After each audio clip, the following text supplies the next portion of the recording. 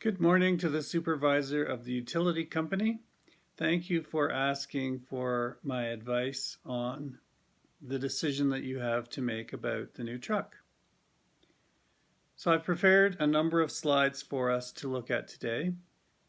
And the first is the agenda slide, where we'll be looking at the new truck information, the analytic framework that I chose to use today, the data table that organizes the data of this situation, the decision criteria that I considered, the analysis of that decision, and then the decision that I recommend.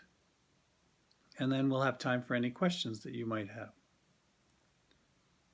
So here's the new truck information that I was provided with, and it's here for our reference. The analytic framework that I chose to use today is the PAD framework. So first of all, a problem statement: who gets the new truck? And then our alternatives. We'll look at the possibilities of who might get the new truck. In this case, it's fairly straightforward. You have 5 workers. And then our analysis, the facts of the case, will be listed and analyzed. And then a decision will be made. So here's the new truck data organized into a table. And as you can see, there's 5 workers: Wendy, Mark, Shang, Bianca, and Selby. Their ages, how long they've been with your organization, the age of the truck they're currently driving for their deliveries and repair work that they do, and the make and model of their current truck. I've organized this data based on tenure with the company from high to low, just for ease of understanding. The next slide is the decision criteria that I considered for use in this case. So first is seniority, how long they've been with the organization, then their age, the age of the truck, the make and model of the truck, and their gender. As you can see, I've ruled out 2 of these criteria for further consideration. I ruled out age because that correlates with seniority. The longer a person's worked with the organization, the older they will be. And I've also ruled out gender because your organization seeks to treat all workers the same. So we don't need to use gender. So here's the alternatives comparison. And we've taken the 5 workers in the rows and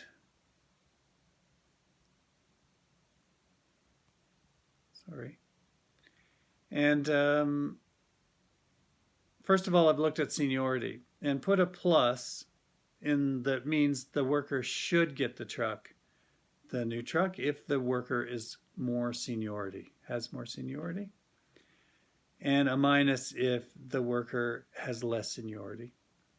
And then for age of truck, if their current truck that they're driving tends to be older, then I've given them a plus that they should get the new truck, and a minus if the truck that they're currently using is a bit younger. And then on make and model of the truck, you can see some zeros there. It's mostly zeros because those were North American made models, make and models of truck. And I put a minus for Shang because his truck is a non-North American model and it should have higher reliability, so there's lower reason that he should get the new truck. So the next slide, as you can see, is the decision that Mark should get the new truck because he has 2 pluses and a 0, and every other worker has at least 1 minus. So Mark is the worker who has the most reason to get the new truck. So that's my analysis of the case, and we're now ready for any questions that you might have about how we got to this recommendation for you today.